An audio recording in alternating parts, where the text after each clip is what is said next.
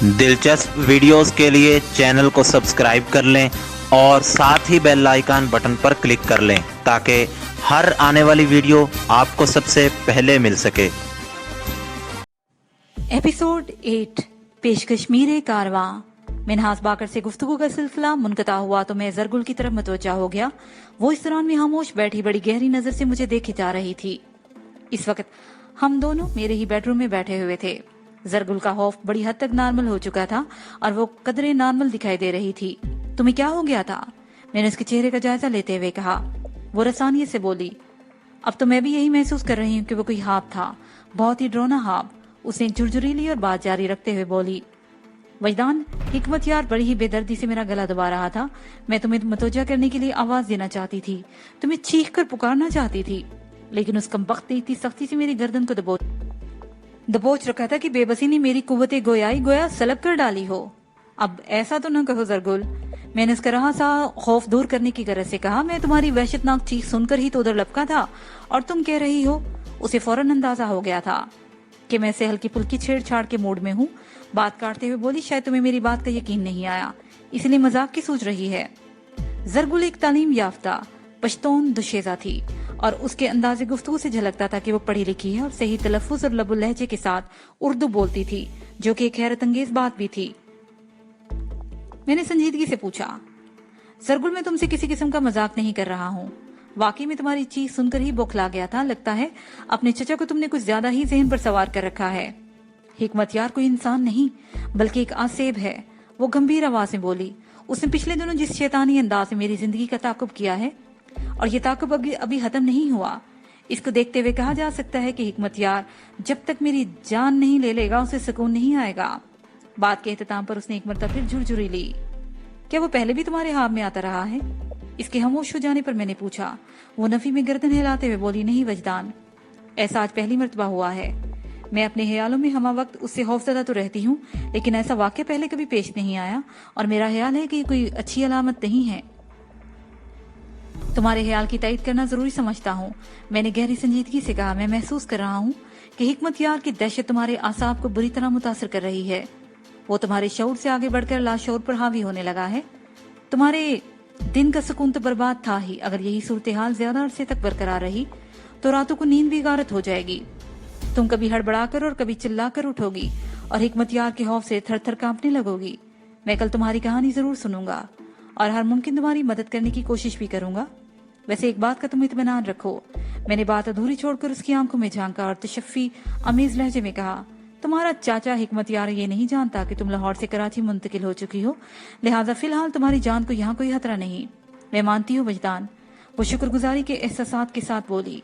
تم نے اب تک میری بھرپور مدد کی ہے اور آئندہ بھی اس سلسلے میں تم مجھے مایوس نہیں کرو گے۔ یہ کہہ کر وہ خاموش ہو گئی۔ میں کوئی سوال کیے بغیر اس کی آنکھوں میں دیکھتا رہا۔ چند لمحات کے بعد اس نے دوبارہ بولنا شروع کیا، میری کہانی تو تم بعد میں سنتے رہو گے، ابھی فوری طور پر تم مجھے کوئی ایسا ٹوٹکا بتاؤ جس سے میں اپنے دماغ اور سوچ کو قابو میں رکھ سکوں۔ تم نے میرے پاؤں کی موچ نکالتے وقت کوئی جادو کیا تھا، مجھے یقین ہے کہ اعصاب کو پرسکون رکھنے کے لیے بھی تم مجھے کوئی گر کی بات ضرور بتاؤ گے۔ وہ سرخ و سفید پشتون دشیزہ اس وقت بہت ہی سادہ اور معصوم نظر آ رہی تھی۔ اس کی سادگی اور معصومیت میں ذرا بھی ملاوٹ نہیں تھی۔ اس قسم کے حال سے سچے تاثرات اسی وقت نمودار ہوتے ہیں جب انسان اپنی کسی قابل اعتماد اور خیرخواہ کے سامنے ہو، وہ سامنے والے سے ہمدردی، خلوص اور تعاون کی امید رکھتا ہو اور اسے یقین ہو کہ سامنے والا اس کی بات اور معاملات کو اپنی ذات تک محدود رکھے گا۔ اس بات میں تو کسی شک و شبے کی گنجائش باقی نہیں تھی کہ زرگل مجھے پرخلوص اور قابل بھروسہ سمجھتی تھی۔ اگر ایسی بات نہ ہوتی تو وہ فاضلیہ کالونی والی کوٹھی سے میرے ساتھ نہ جاتی، گلبرگ والی کوٹھی کے قیام سے انکار کر دیتی اور یہ ہوشیاری کا مظاہرہ کرتے ہوئے لاہور سے کراچی نہ پہنچ جاتی۔ زرگل کا یہ بھروسہ اور اعتماد مدد کی توقع اپنی جگہ، لیکن اس کے کھلتے اور نکلتے ہوئے پرزے بھی کسی وارننگ سے کم نہیں تھے، کوئی سنگین وارننگ۔ میں نے زرگل کے بارے میں نہیں جانتا تھا، بلکہ کچھ بھی نہیں جانتا تھا سوائے اس کے چاچا حکمت یار کے اور ان کی دشمنی کے۔ اس کی داستان حیات سننے کے بعد ہی اس کے بارے میں کوئی فیصلہ یا لاہ عمل طے کیا جا سکتا تھا، اور یہ بھی کہ میں اس کی کتنی اور کیسی مدد کر سکتا ہوں فی الحال میں اس سلسلے میں کچھ نہیں کہا جا سکتا تھا۔ اپنی جانب سوالیہ نظر سے اسے دیکھتے پا کر میں نے انتہائی شرارت امیز لہجے میں کہا، زرگل، تمہارا یقین بجا، मैं इस सिलसिले में टिप दे सकता हूँ, लेकिन मुसीबत ये है कि जिसे भी मैं कोई गुर की बात बताऊं वो उसे गुर समझने लगता है और उसके साथ ही मुझे गुरु समझने लगता है। और मुझे गुरु बनने का कोई शौक नहीं, ना ही चेले चेलियां पालने की फुर्सत। मैं ऐसा नहीं समझूंगी। वो हफीफ सा मुस्कुरा कर बोली, वैसे भी गुरु तो बहुत ही उम्र रसीदा और कमर हमीदा शख्स को कहा जाता है, जबकि तुम तो माशाल्लाह अभी भरपूर जवान हो। आरी अल्फाज अदा करते हुए उसकी तेज निगाह सर तपा मेरे वजूद में बहुत ही गहराई तक रसाई हासिल करने की कोशिश करने लगी तो मुझे कुछ बेचैनी सी महसूस हुई। मैंने पहलू बदलते हुए जल्दी से कहा, जरगुल, अगर गुरु या चेले का उम्र से कोई ताल्लुक नहीं होता। मैंने ऐसे गुरु भी देखे हैं जिनके चेले उम्र में उनसे दुगने और 3 गुना थे। मैंने महज उसकी तवज्जो हटाने के लिए बात बराए बात वो डायलॉग बोल दिया था। वो गहरी दिलचस्पी से मेरे चेहरे का जायजा लेते हुए बोली, वजदान, तुमने बहुत कुछ देख रखा है। पिछले चंद दिनों के तजर्बे के बाद मैं इसी नतीजे पर पहुंची हूँ। अल्लाह ने ये 2 आंखें देखने के लिए दी हैं। मैंने उंगली की मदद से पहले अपनी और फिर उसकी दोनों आंखों की तरफ इशारा किया। अगर इंसान इनका भरपूर इस्तेमाल करे तो दुनिया में नजारों की कमी नहीं। तुम बिल्कुल ठीक कह रहे हो, वो बदस्तूर तकते हुए बोली। ये अलग बात है कि इन मनासर में बात खुशगवार और बात बहुत ही तल्ख और तकलीफ दे होते हैं। मैंने इस बात में जवाब दिया, ये तो है, जिंदगी के इसी का नाम है और शर और हैर के मुख्तलिफ अनासर से तरतीब पाती है। तुरश और शीरी का मिलाप ही किसी शय का वजूद कायम रखता है। जैसे बरकीरों की तरसील को बरकरार रखने के लिए मस्बत और मनफी पोल्स की जरूरत होती है, बिल्कुल इसी तरह इंसानी जिंदगी भी खुशगवार और नाखुशगवार यादों का सरमाया है। बिल्कुल इसी तरह इंसानी जिंदगी भी खुशगवार और नाखुशगवार यादों का सरमाया है, और ये खुशगवार और नाखुशगवार यादें तलख और शीरी मनासर की रहीने मिन्नत होती हैं। जरगुल ने पुरसोच अंदाज में कहा, इंसान की आंखें अगरचे मुतअद्दिद हूंचका नजारों के बाद सिर्फ एक ही दिल खुशकुन मंजर देख ले तो माजी गुजरे हुए वक्त की सारी कल्फत और कदूरत दूर हो जाती है। तुम बिल्कुल ठीक कह रही हो, मैंने तायदी अंदाज में कहा। तस्वीर का दूसरा रुख भी कुछ ऐसा ही है। लगातार और मुसलसल खुशियों के बाद अगर इंसान अचानक किसी गहरे सदमे से 2-4 हो जाए तो अगली पिछली सारी मुसरतें खाक में मिलकर रह जाती हैं और मुतासरा शख्स को संभलने में महीनों बल्कि बाज़ औक़ात तो साल भी लग जाते हैं। ऐसा क्यों होता है? उसे अजीब से लहजे में पूछा। इसलिए कि गम और खुशी इंसानी जिंदगी के बुनियादी जुज़ हैं। क्या हम गम से हमेशा के लिए निजात हासिल नहीं कर सकते? इसके लिए जिंदगी को हैराबाद कहना पड़ेगा। फिर क्या फायदा? वो हाथ लहराकर बोली, जब जिंदगी ही ना रही तो फिर गम और खुशी की क्या अहमियत? हाँ, इसीलिए तो मैं कह रहा हूँ कि जिंदगी गम और खुशी का मुरक्कब है। मेरे ठहरे हुए लहजे में कहा, कहीं कम कहीं ज्यादा, कहीं रंगीन कहीं संगीन। तुम यकीन जानो, वो ठोस लहजे में बोली, मैंने ऐसे लोग भी देखे हैं जिन्हें दुनिया में कोई गम फिक्र नहीं, वो हर वक्त खुश और खुशहाल दिखाई देते हैं। मैंने इस बात में सर हिलाया और कहा, ऐसे अफराद को मोटी खाल वाला कहा जाता है। बेहिस और सफाक लोग वो खुश और खुशहाल इसलिए नजर आते हैं कि ये दोनों नेमतें उन्होंने दूसरों से छीनी हुई होती हैं। वरना इंसान कितना भी बाख्तियार या इक्तदार वाला साहिब सरवत ही क्यों ना हो, ये मुमकिन नहीं कि उसे कोई गम ना हो। असूल तो यह है कि इंसानी जिंदगी के मुख्तलिफ शोबों में जिस कदर फैलाव हुआ है, उसकी परेशानी, फिक्र और मसाइल में इसी कदर वसी हुए हैं। मैंने थोड़ा तवक्कुफ किया, फिर इस वजाहत को मुकम्मल करते हुए कहा, कुछ लोग ऐसे भी होते हैं जो अपनी परेशानी और गमों का ढंढोरा नहीं पीटते और हर हाल में मुतमीन दिखाई देने की कोशिश करते हैं। ये बहुत ही बाकमाल, आला ज़रफ़ के और काबिल सताइश लोग होते हैं। इनकी खास पहचान होती है, ये हर हाल में आपको खुश तो नजर आएंगे, मगर किसी भी हाल में आप इन्हें खुशहाल नहीं देखेंगे। तुम समझ रही हो ना, खुशहाली से मेरी क्या मुराद है? उसने इस बात में सर हिला दिया और एक गहरी तवील सांस लेते हुए बोली, वजदान, तुम मुझे कोई गुर बताने वाले थे? हाँ, गुर। मैंने महसूस अंदाज में गर्दन को जुम्बश दी और कहा, मैं तुम्हें एक नहायती मुख्तसर और आसान सी मशक बताता हूँ। ज्यादा से ज्यादा 5 मिनट में इसे मुकम्मल किया जा सकता है और इसके नतीजे में जहनी दबाव से निजात हासिल की जा सकती है। अगर इस नन्ही मुनी मशक को कुछ अरसे तक बाकायदगी से जारी रखा जाए तो न सिर्फ शिकस्ता असाब की मरहम पट्टी हो जाती है, बल्कि ये काबू में भी आ जाते हैं। मैं इस मुफीद मशक को अपनी जिंदगी का हिस्सा बना लूंगी, वो पुरजोश लहजे में बोली। फिर इससे कबल के मैं जरगुल को मज़कूरा मशक के बारे में कुछ बताता, टेलीफोन की घंटी बज उठी। दूसरी घंटी पर मैंने फोन रिसीव कर लिया। दूसरी तरफ शहजाद था। हेलो वजदान, मिनहाज साहब ने येलो कैब और 2 मुसल्ला सिक्योरिटी गार्ड यहाँ भेज दिए हैं। अब तुम्हारा क्या प्रोग्राम है? एक लम्हे के तवक्कुफ से उसने इजाफा किया, मैं तुम्हारे फोन का इंतजार कर रहा था। जब तुमने रिंग नहीं किया तो मैंने सोचा कि मैं तुमसे राब्ता कर लूं। बहुत अच्छा किया तुमने, मैंने सराहने वाले अंदाज में उसे कहा। प्रोग्राम वही है, सुबह से पहले पहले फवाद पर हाथ डालना है। इस भरोसे पर यही नहीं बैठा जा सकता कि फुर्सत मिलेगी तो उसे भी देख लेंगे।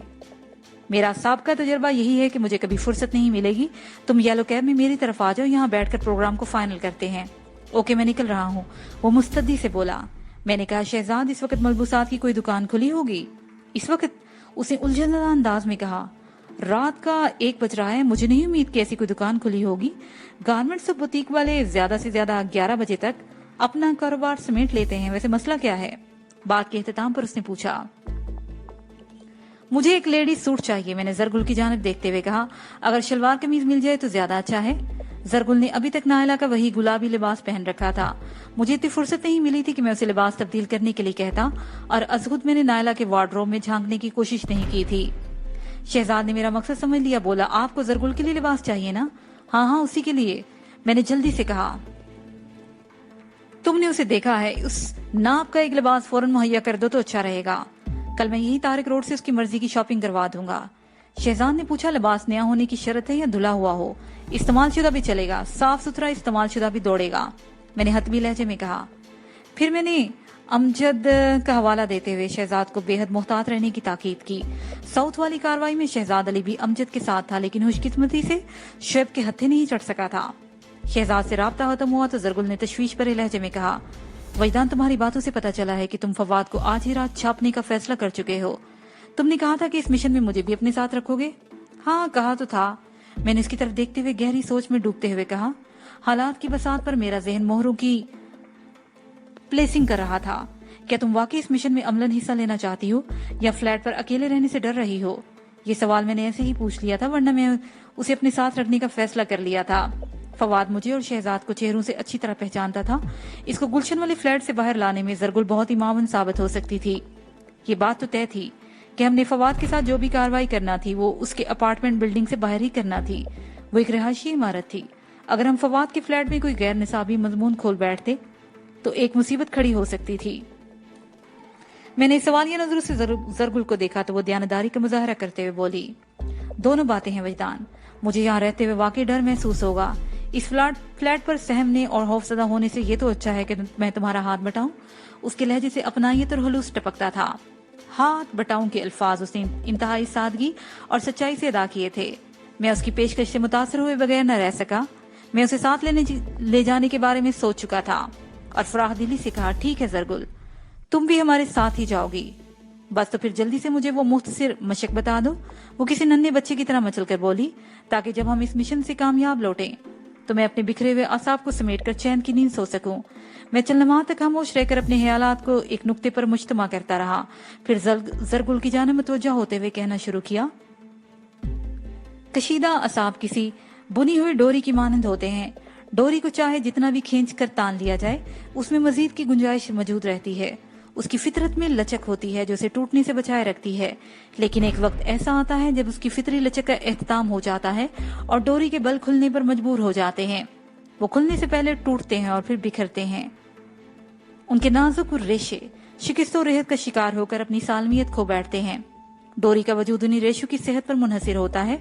जब वो इस सूरत शक्ल को बरकरार नहीं रख सकते तो डोरी का वजूद कब तक कायम रह सकता है? इंसान के असाब की ताकत और ज़ौफ का दारोमदार भी लचक पर है।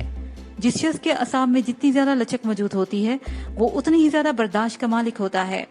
तने हुए और मुज़मिल असाब अपनी लचक खो देते हैं, जिसके नतीजे में इंसान ढह जाता है।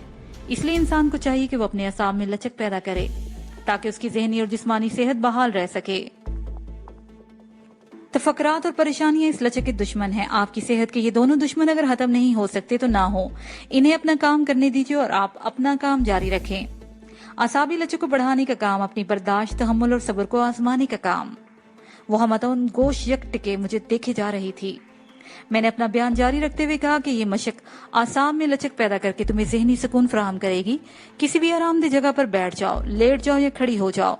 आरामदेह जगह से मेरी मुराद एक ऐसी जगह है जहाँ ताज़ा हवा का गुजर हो और किसी किस्म की कोई मुदाहलत ना हो, ताकि तुम पूरी तवज्जो से ये मशक कर सको। बैठ कर या लेट कर या खड़े होकर या जैसे भी तुम्हें सहूलत हो, अपनी आंखें बंद कर लो। उसके बाद 3-4 गहरी और हमवार सांसें लो ताकि फेफड़े ताज़ा हवा से मुअत्तर और जहन मुनव्वर हो सके।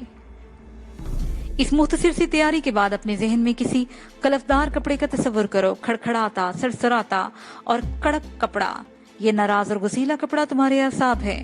तुमने इसमें लचक और नरमी पैदा करना है और तुम यकीनन ऐसा करके दिखाओगी। एक गहरी सांस खींचो, धीरे धीरे नाक के रास्ते ताजा हवा को अपने फेफड़ों में भरने दो। जब सांस की आमद मुकम्मल हो जाए तो फिर मुंह के रास्ते सीटी बजाने वाले अंदाज में होंठों को सिकेड़ कर उसके सांस को आहिस्ता आहिस्ता खारिज करो। तसव्वुर ये कायम करो कि तुम इस अकड़े हुए कपड़े पर फूंक मार रही हो। तुम्हारी फूंक में बड़ी ही ताजगी और फरहत है, बड़ी नरमी और लोच है। इस फूंक को ठंडक और मुलायमत कपड़े पर असरअंदाज हो रही है, उसकी अकड़फो निकल रही है। जिसकी जगह नरमी और गुदास पैदा हो रहा है, वो कलफदार कपड़ा रफ्ता रफ्ता रेशम में बदल रहा है। उसके अंदर इतनी लचक और लोच पैदा हो चुकी है कि ये जमाने भर की तलहियों, सख्तियों और करख्तगी को अपने दामन में समो सकता है। इन मनफी अनासर को, हस्तियों को नेस्तो नबूद करके राहत और आराम की फिजा तहलीक कर रहा है। याद रखो, नरमी से ज्यादा कोई शय सख्त नहीं हो सकती। खतरनाक से खतरनाक तलवार का वार रोकने के लिए ढाल बनाई जा सकती है। अपने जिस्म को फायरिंग से महफूज रखने के लिए बुलेट प्रूफ हेलमेट और जैकेट तैयार की जा सकती है, लेकिन नरमी का वार रोकने के लिए आज तक कोई ढाल, कोई रोक इजाद नहीं हो सकी। क्योंकि ये जिस्म पर नहीं दिल पर वार करती है, जहन को मुसख्खर करती है। इंसान के दिलो दिमाग को तस्खीर करना असल हुक्मरानी है। अपनी ताकत के बल पर महलूक खुदा को हरासा करके उन्हें इशारों पर नचाना और अपने अहकाम की बजा आवरी पर मजबूर करना एक नाटक है। अपनी बर्तरी जताने का एक खोखला मुजाहरा। ऐसे छठ भाइयों से दुनिया में कमी नहीं है। मेरी तकरीर खत्म हुई तो जरगुल को जैसे होश आ गया। उसे चौंक कर मुझे देखा और ट्रांस किसी कैफियत में बोली, फिर क्या हुआ? और फिर दरवाजे पर दस्तक होने लगी। मैंने बेसाख्ता कहा। अगले ही लम्हे वाकई दस्तक होने लगी थी। जरगुल ने दीदे फैलाकर मुझे नापने की कोशिश की। मैं खामोशी से उठ खड़ा हुआ और जाकर दरवाजा खोल दिया। शहजाद अली सामने खड़ा मुस्कुरा रहा था। करम अपार्टमेंट से चंद गज पहले ही शहजाद ने येलो हुंडाई रोक ली। इस मकाम पर नीम तारीकी थी। उस वक्त रात के 2 बज रहे थे। हम जिस किस्म की कार्रवाई करने वहां पहुंचे थे उसके लिए मुनासिब वक्त यही था। कुरम अपार्टमेंट्स एक बहुत बड़ा रिहायशी मंसूबा था जिसमें सैकड़ों फ्लैट्स हैं, जिनमें बसने वाले में अक्सर सो रहे थे। शहजाद बहुत ही मौका शनास और बातदबीर बंदा था। मैंने जरगुल के लिए एक लिबास की फरमाइश की तो वो 3 लिबास उठा लाया। वो मेरी तरफ आने से पहले मिनहास बाकर के बंगले पर गया और जरगुल के लिए शबाना का एक नया लिबास वहां से हासिल कर लिया। मज़कूरा लिबास शबाना ने चंद रोज पहले ही खरीदा था और वाकई अभी तक उसके इस्तेमाल में नहीं आया था। शबाना और जरगुल की फिजिक में कुछ ज्यादा फर्क नहीं था, इसलिए जरगुल के बदन पर वो लिबास बड़ा ही फिट बैठा था। दूसरे 2 लिबासों को देखकर मैं चौंक उठा और मैंने हैरत भरे लहजे में शहजाद से पूछा, ये वर्दियां तुम क्यों उठा लाए हो? वो 2 पुलिस वालों की यूनिफॉर्म्स थी। शहजाद ने मुस्कुराते हुए जवाब दिया, एक लॉन्ड्री वाले से मेरी अच्छी याद अल्लाह है। अक्सर पुलिस वालों की यूनिफॉर्म्स उसके पास धुलने के लिए आती हैं। मैंने उस वक्त इसे थोड़ी सी तकलीफ दी। वो मेरा मसला हल करने पर आमादा हो गया। हम अपना काम निकालने के बाद ये वर्दियां लॉन्ड्री वाले को दिलवा देंगे। वो इन्हें दोबारा धोकर सेट कर देगा।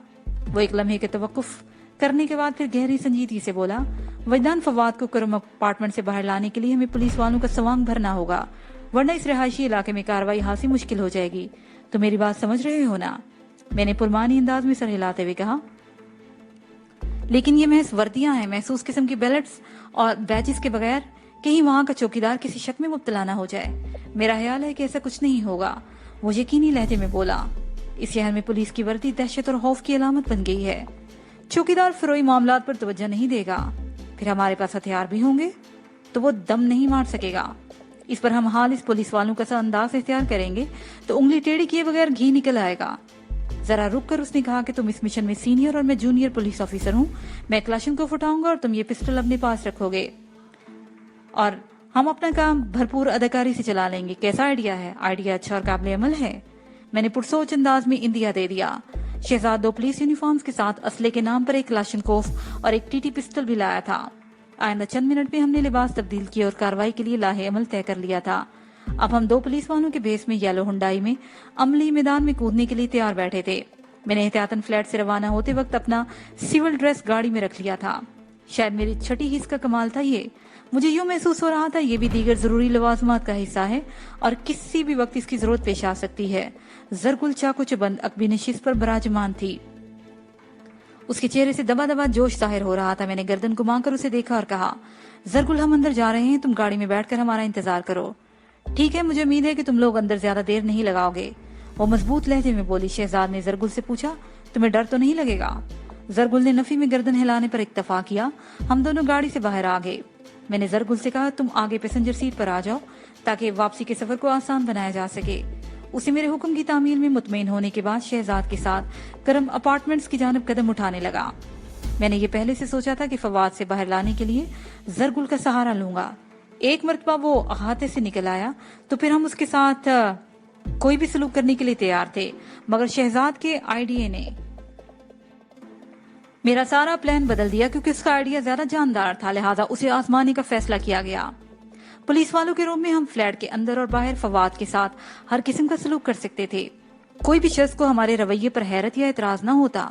पुलिस के बारे में माशरे की अमूमी सोच इस वक्त मेरे लिए हासिल आसानियां फराहम करने का वसीला बन गई थी। अवाम आए दिन पुलिस वालों के ऐसे कारनामे देखते रहते हैं। चौकीदार हमें देखते ही अलर्ट हो गया। वो 40 साल का एक सेहतमंद शख्स था जिसके पास हथियार नाम की कोई शय नजर नहीं आ रही थी, और लिबास के अंदर कुछ छुपा रखा होता तो अलग बात है। उसी कुछ बोलने से पहले ही मैंने तहकमाना अंदाज में सवाल दाग दिया, 13D में कौन रहता है? मेरे उखड़े हुए लहजे ने उसे बावर करा दिया कि कोई संगीन गड़बड़ है। उसे जवाब दिया, सर उस फ्लैट में एक जोड़ा रहता है, दोनों मियाँ बीवी चंद दिन पहले ही आए हैं। जहांगीर की बीवी बेचारी गूंगी है। चौकीदार की फराहम करदा इत्तलात चौंका देने वाली थी। हमारी मतलूबा मालूमात के मुताबिक उस फ्लैट में सिर्फ फवाद का होना चाहिए था। शहजाद ने सवालिया नजरों से मुझे देखा। मैं खुद भी उलझ गया था। हमारी लम्हाती खामोशी से फायदा उठाकर चौकीदार ने पूछा, सर हैरियत तो है ना? मैंने उसकी बात मुकम्मल होने से पहले ही कह दिया, हैरियत बिल्कुल नहीं है। फिर मैंने उसे ये चक्कर दिया, तुमने जिस शख्स का नाम जहांगीर बताया है उसका हुलिया ये है ना? उसके बाद मैंने फवाद का तफसीली हुलिया और कदकाठ उसके सामने बयान कर दिया। वो जल्दी से इस बात में सर हिलाते हुए बोला, बिल्कुल बिल्कुल, मैं जहांगीर की बात कर रहा हूँ। मुझे बस इतना ही मौका दरकार था। मैं चौकीदार के जहन पर सवार हो गया।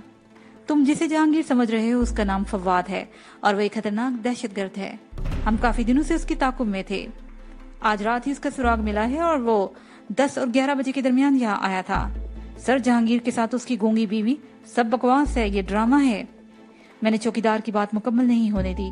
अभी देखना तुम हम किस तरह उस खतरनाक मुजरिम को बेदस्तों पा करके अपने साथ ले जाते हैं। कानून की निगाह से बचने के लिए लोग आजकल इसी तरह के रिहायशी इलाकों में पनाह ले लेते हैं और खुद को फैमिली जाहिर करते हैं। मुझे यकीन है कि वो गूंगी औरत भी उसके साथ ही होगी और ऐन मुमकिन है वो गूंगी भी ना हो। चौकीदार तफक्कुर और सनसनीखेज तासुरात के साथ मुझे देखने लगा। शहजाद ने कहा, सर जल्दी करें, अगर फवाद को पुलिस की भनक भी पड़ गई तो वो फरार हो जाएगा। कई माह की कोशिश के बाद उसकी गिरफ्तारी के आसार पैदा हुए हैं। मैंने चौकीदार का कंधा थपथपाते हुए कहा, तुम शक्ल से हाथ से फर्ज शनाज और मुस्तद नजर आते हो। नाम क्या है तुम्हारा? दाऊद। उसे जल्दी से जवाब दिया, तुम इधर गेट पर ही रहना दाऊद। मैंने तहकमाना अंदाज में कहा, हम ऊपर जा रहे हैं। अगर फवाद किसी भी तरह हमें झुल देने में कामयाब हो जाए और फरार होने की कोशिश करे तो उसे कोई मौका न देना, बल्कि तुम ये छोटा गेट भी बंद कर दो। मैंने मेन गेट के आगे वाक़ छोटे गेट की जानिब इशारा किया, और उसे रोकने के लिए तुम हर सख्ती कर सकते हो। ये सारी मुकालमा बाजी मैं ड्रामे में हकीकत का रंग भरने की खातिर कर रहा था और मुझे अपनी इस कोशिश में हद दर्जा कामयाबी हासिल हुई। चौकीदार इस तरह मेरे काम की तामील करने लगा जैसे उसने मेरी बातों को मिन व अन दुरुस्त मान लिया हो। दहशतगर्द का हवाला हादसा मौसर साबित हो रहा था। मैंने शहजाद को आंखों ही आंखों में इशारा किया और हम तेज कदमों से चलते हुए 13D की तरफ बढ़ने लगे। चौकीदार ने मुझे मज़कूरा फ्लैट की लोकेशन बता दी थी। वैसे जरगुल की फराहम करदा इतलात भी थी जो मेरे जहन में महफूज थी। 13D सेकंड फ्लोर पर वाक़या एक B कैटेगरी फ्लैट था। चौकीदार के मुताबिक जहांगीर यानी फवाद एक किराएदार की हैसियत से वहां रह रहा था। शहजाद ने कहा, पहला मरहला बासानी तय हो गया है। लगता है फवाद नाम बदल कर यहाँ रह रहा है, लेकिन गूंगी बीवी का किस्सा समझ में नहीं आ रहा। हम तेजी से अपनी मंजिल की तरफ रवां दवा थे। मैंने उसके जवाब में कहा, गूंगी बीवी वाला किस्सा लोगों को दिखाने के लिए है, खुद को मोअज़्ज़ज़ और शरीफ शहरी जाहिर करने के लिए। उसे तंजीम ही की किसी औरत को अपने साथ रख लिया होगा और मुझे यकीन है कि वो औरत कुव्वते गोयाई से माला माल होगी। शहजाद ने तरंग में आते हुए कहा, वजदान तुम इस गूंगी की जुबान खुलवाना, मैं फवाद की जुबान बंद करने का काम करूंगा। कमबख्त ने नाम भी बदला तो अपने ही एक बागी साथी का नाम उसे पसंद आया।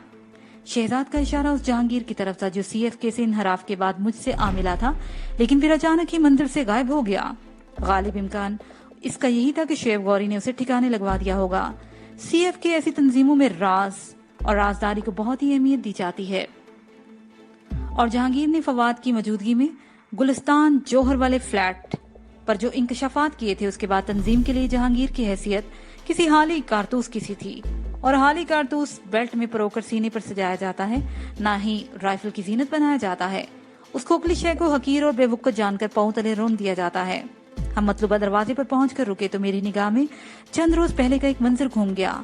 एक रात में और शहजाद इसी तरह जहांगीर और फवाद की सरकोबी के लिए गुलिस्तान जौहर के फ्लैट नंबर 308 पर पहुंचे थे और चंद खुशगवार और नाखुशगवार यादें रकम कर आए थे। मेरे इशारे पर शहजाद ने फ्लैट के दरवाजे पर हल्की दस्तक दी। डोरबेल को हमने दानिस्ता नजर अंदाज कर दिया था। पहली दस्तक बेअसर साबित हुई। दूसरी मर्तबा शहजाद ने कदरे ज्यादा कुव्वत सरफ की तो अंदर से कुछ किस किस्म की आवाजें उभरी, जैसे वो लोग दरवाजे की तरफ मुतवज्जा हो गए हों और अब या तब में दरवाजा खुलने ही वाला हो। इसी कैफियत में 10 सेकंड गुजर गए और दरवाजा न खुला तो एक मरतबा फिर दस्तक का अमल दोहराया गया। इस दरवाजे में आई ग्लास नसब नहीं था। मेरी छठी हिस्स मुझे आगाह कर रही थी कि दरवाजे के पीछे कोई मौजूद है और दरवाजा खोलने में पसोपेश से काम ले रहा है। वहां यकीनन फवाद होगा और उसकी बीवी या साथी, वो दोनों भी हो सकते थे। इससे पहले मैं शहजाद को एक मरतबा दस्तक का इशारा करता दरवाजे के अंदर कुंडी गिरने की आवाज आई। मैंने अपने लहजे में हस्बे जरूरत तब्दीली करते हुए कहा, जहांगीर दरवाजा खोलो, मैं दाऊद हूँ यहाँ का चौकीदार। चंद लम्हात की खामोशी के बाद दरवाजा नीमवा हुआ और नींद में डूबी नस्वानी आवाज में गूंगा उभरी। वो मेरी इस वक्त आमद के बारे में पूछ रही थी, गोया फवाद ने गूंगी चाल चली थी। शहजाद ने पलक झपकने में मेरा इशारा पाकर दरवाजे को एक जोरदार धक्का दिया। दरवाजे का पट गूंगी के मुंह पर लगा और वो उल्टे कदमों के फुट पीछे जा गिरी। हम बर्रा मार कर फ्लैट के अंदर दाखिल हो गए। उस औरत की दर्दनाक गूंगी कराहें उभरने लगी। उसके साथ बुरी हुई थी। उसी लम्हे खुले हुए दरवाजे के पट के पीछे से एक साया नमूदार हुआ। उसे बड़ी फुर्ती से शहजाद की कमर पर लात रसीद की। वो फवाद के सिवा और कोई नहीं हो सकता था जो दरवाजे की ओट में छुपकर सूरत हाल को भांपने की कोशिश कर रहा था। जब उसकी सूरत मेरी नजर में आई तो मेरे ख्याल की तस्दीक हो गई, वो फवाद ही था। मैंने एक झटके से फ्लैट का दरवाजा बंद किया और फवाद की जानिब लपका जो जमीन पर गिरे हुए शहजाद को दबोचने की कोशिश कर रहा था। सेकंड के 1000वें हिस्से में मैंने अंदाजा लगा लिया कि फवाद शहजाद से ज्यादा उसकी क्लाशनकोफ में दिलचस्पी ले रहा था ताकि काया पलट सके। मैंने आगे बढ़कर अपने वजनी बूट से फवाद के थोपड़े पर एक कारी जरब लगाई। वो तकलीफ की शिद्दत से करा उठा और क्लाशनकोफ पर से उसकी गिरफ्त खत्म हो गई। मैंने कॉलर में हाथ डालकर उसे झटका दिया और उठाकर दूसरी तरफ फेंक दिया। वो जमीन बोस गूंगी पर जा गिरा। मैंने ड्रामाई अंदाज इख्तियार करते हुए उसे मुखातब किया, हेलो मिस्टर फवाद, तुम जहांगीर कब से बन गए? वो चौंक कर मुझे देखने लगा, फिर उसकी आंखें फटी की फटी रह गई। मैंने उसके चेहरे पर खौफो हरास को मंडलाते देख लिया। वहशत भरी आवाज में बोला, वजदान ये तुम हो? वो शायद अब तक हमें पुलिस वाला ही समझ रहा था। शहजाद के नाम से वो वाकिफ नहीं था, इसलिए मुझे मुखातब कर रहा था। हम जिस धुआंधार अंदाज में फ्लैट के अंदर दाखिल हुए थे उसे फौरी तौर पर फवाद को हमारी सूरतों पर ध्यान देने का मौका नहीं मिला था। मैंने अपनी निगाह में रखते हुए उसे तहकीर अमीर अंदाज में कहा, तुम क्या समझ रहे थे यूं चिलमन नशीन होकर मेरे हाथ से बच जाओगे? मैं तुम्हें तुम्हारे बॉस और बिग बॉस को कब्र के किनारे तक हरासा करूंगा। क्या चाहते हो तुम? उसे मेरे चेहरे को देखते हुए कहा। मैंने कहा, तुमसे जो कुछ भी चाहता हूँ वो यहाँ मुमकिन नहीं, खासतौर पर तुम्हारी गूंगी बीवी की मौजूदगी में तो ये निहायत ही वाहियात होगा। ये बेचारी क्या समझेगी हम जबान वाले इतने ही बेहुदा होते हैं, और फिर मेरे पास इतना वक्त भी नहीं है। इस दौरान में शहजाद ने गूंगी के दुपट्टे को रस्सी की शक्ल देकर उसके दोनों बाजू कुलाइयों के मुकाम से पुश पर बांध दिए और मेरी तरफ देखते हुए बोला, वजदान यहाँ ज्यादा देर रुकना ठीक नहीं। मैंने फवाद को मुखातिब करते हुए कहा, हाँ भाई, शराफत से हमारे साथ चलोगे या पहले तुम्हारे हाथ पांव तोड़ दूं? तुम लोग हमें कहाँ ले जाना चाहते हो? उसने हरासा लहजे में दरियाफ्त किया। फवाद इतना बुज़ल या गया गुजरा नहीं था कि, लेकिन गन पॉइंट ने उसे बेबस कर दिया था। शहजाद ने गूंगी को जकड़ने के बाद फवाद को क्लाशनकोफ के निशाने पर रख लिया था। उसकी आंखों में गैज़ो गजब ठाठे मार रहा था। शायद ये उसकी का नतीजा था जो थोड़ी देर पहले फवाद ने उसकी कमर पर रसीद की थी। और इस सवाल पर शहजाद ने फुंकार कर कहा, हम तुम दोनों को अपनी लेबोरेटरी में ले जाएंगे जहाँ तुम्हारा मेडिकल टेस्ट होगा कि तुमने पहले भी कहीं लूली लंगड़ी और अंधी बहरी को क्यों शादी के नाम पर बहुत धोखे दिए हैं। देखना होगा तुम इस गूंगी का शोहर बनने के काबिल भी हो या नहीं। बात खत्म करते ही उसने जेरे हिरासत औरत की जानिब इशारा किया। गूंगी ने चमकती ही नजर से शहजाद को देखा। उसकी आंखों में हैरत और बेयकीनी थी। शायद शहजाद की बात उसे पसंद नहीं आई थी। उसके चेहरे पर नागवारी के तासरात उभर आए। उसकी उम्र लगभग 35 साल रही होगी। वो एक मियां कद और दुबली पतली सांवली औरत थी। उसके गूंगी होने या ना होने के बारे में हतमी तौर पर फिलहाल कुछ नहीं कहा जा सकता था। मुझे शहजाद की इस बात से 100% इत्तेफाक था कि हमें इस फ्लैट या इस इमारत में ज्यादा देर नहीं रहना चाहिए। मैंने फवाद की जानिब देखते हुए कहा, ہم پولیس والے ہیں، یہ بات ذہن میں بٹھا لو۔ میرے لہجے میں سنگینی جھلکتی تھی۔ تم دونوں کو اپنے ساتھ تھانے لے کر جائیں گے، باہر ہماری گاڑی کھڑی ہے اور ضروری تفتیش کے بعد تمہیں چھوڑ دیا جائے گا، لہٰذا میں نے جملہ ادھورا چھوڑ کر اس کی آنکھوں میں بڑی دور تک جھانکا اور صفاقی سے کہا، تم لوگ شرافت کا مظاہرہ کرنا۔ اس بلڈنگ والوں کو میں نے تمہارے بارے میں بتا دیا ہے کہ تم ایک خطرناک دہشت گرد ہو، چنانچہ اگر تم نے کسی بھی قسم کی مہم جوئی کی کوشش کی تو پولیس مقابلے میں مارے جاؤ گے۔ میں تمہیں شوٹ کرنے میں ایک لمحہ نہیں لگاؤں گا، میری بات سمجھ رہے ہو نا؟ میرے انداز میں بھری ہوئی صفاقی اور وحشت نے فواد کو باور کرا دیا کہ میں جو کچھ کہہ رہا ہوں اس پر بلا تاخیر عمل بھی کر ڈالوں گا۔ اسے میرے سوال کے جواب میں سر کو تفہیمی جنبش دی۔ میں نے حفظ ما تقدم کے طور پر مزید کہا، اگر میری ہدایات پر من و ان عمل کرو گے تو تمہاری زندگی سلامت رہے گی۔ میں ضروری پوچھ تاچھ کے بعد تمہیں چھوڑ دوں گا۔ اسے بے اعتباری سے مجھے دیکھا۔ اس کا یہ رد عمل عین فطری تھا۔ اصولی طور پر اسے میری بات کا یقین نہیں کرنا چاہیے تھا۔ شیف غوری اور میرے درمیان دشمنی کی جو بساط بچھی ہوئی تھی، اس پر حریف کی کسی بھی ادنا سے ادنا مہرے کے لیے بھی چھوٹ نہیں تھی۔ فواد کے پاس کوئی جرائے فرار نہیں تھی، اس لیے وہ ہماری بات ماننے پر مجبور ہو گیا۔ ہم سب سے آگے چلتے ہوئے مین گیٹ تک پہنچ گئے۔ میں نے گونگی کے بندھے ہوئے بازو اور ہاتھ دوپٹے کی گرہ سے تھام رکھے تھے۔ فواد شہزاد کی گن کے ٹہوکے پر چل رہا تھا۔ گیٹ کے نزدیک چوکیدار کے علاوہ بھی 3-4 افراد کھڑے نظر آ رہے تھے۔ وہ وہیں کے رہنے والے دکھائی دیتے تھے۔ ان لوگوں کی سرگوشی سے اندازہ ہو رہا تھا کہ ہماری کارروائی کی خبر چوکیدار تک محدود نہیں رہی تھی اور یہ خطرناک صورتحال تھی۔ کسی بھی وقت کوئی سیٹ اپ ہو سکتا تھا اور وہاں موجود افراد میں سے کسی کا دھیان ہمارے کندھوں یا کمر وغیرہ کی طرف چلا جاتا تو بڑی گڑبڑ ہو جاتی۔ اس کے بعد ہمارے نقلی ہونے کا راز کھل جاتا۔ میں نے چوکیدار کے پاس پہنچ کر سب کی طرف دیکھتے ہوئے بآواز بلند کہا، تم لوگ اپنے اپنے گھروں میں جا کر آرام سے سو جاؤ۔ ہم نے اس دہشت گرد کو گرفتار کر لیا ہے، اب تم سب لوگوں کے لیے کوئی بھی خطرہ نہیں۔ اس کے ساتھ ہی یہ پارٹ اپنے اختتام کو پہنچا۔